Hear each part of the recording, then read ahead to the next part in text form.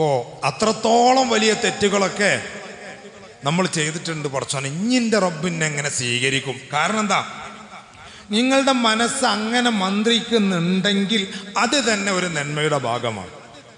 എൻ്റെ റബ്ബ് ഇഞ്ഞിന്നെ ഏറ്റെടുക്കില്ല, കാരണം ഞാൻ ചെയ്തതൊക്കെ അത്രത്തോളം വലിയ തിന്മയാണ് എന്ന് നിങ്ങളുടെ മനസ്സ് മന്ത്രിക്കുന്നുണ്ടെങ്കിൽ അത് തന്നെ നിങ്ങൾക്ക് വിജയത്തിലേക്കുള്ളൊരു വഴിയാണ്.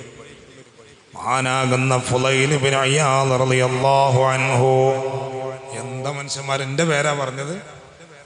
മഹാനാകുന്ന ഫുളൈൽ ഇബ്നു ഇയാദ് റളിയല്ലാഹു അൻഹു, ബഹുമാനപ്പെട്ടവരുടെ ചരിത്രം നമുക്ക് പഠിച്ചു നോക്കിയാൽ അറിയാം.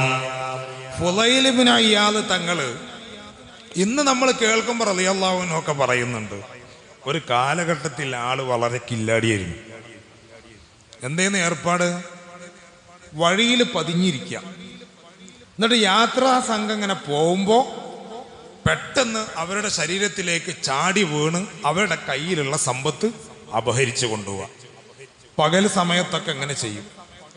രാത്രി സമയത്ത് എന്ത് ചെയ്യും?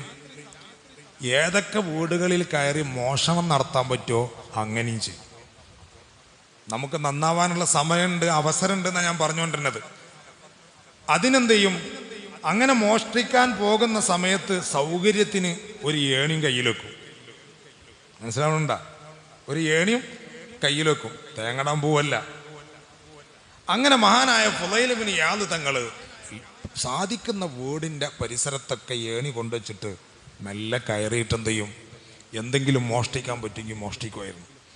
അങ്ങനെ മഹാനായ ഫുളൈൽ ഇബ്നു ഇയാദ് തങ്ങൾ തൻ്റെ ജീവിതം ഇങ്ങനെ മുന്നോട്ട് കൊണ്ടുപോകുമ്പോൾ ഒരു പാവപ്പെട്ട പ്രായം ചെന്ന വൃദ്ധനായ ഒരു പിതാവും ഒരു മകളും മാത്രം താമസിക്കുന്നൊരു വീടിൻ്റെ മേൽക്കൂരയിൽ നിന്ന് ഓല അടർത്തി മാറ്റിയിട്ട് താഴേക്കിറങ്ങാൻ ശ്രമിക്കുകയാണ്. താഴേക്കിറങ്ങാൻ ശ്രമിക്കുമ്പോൾ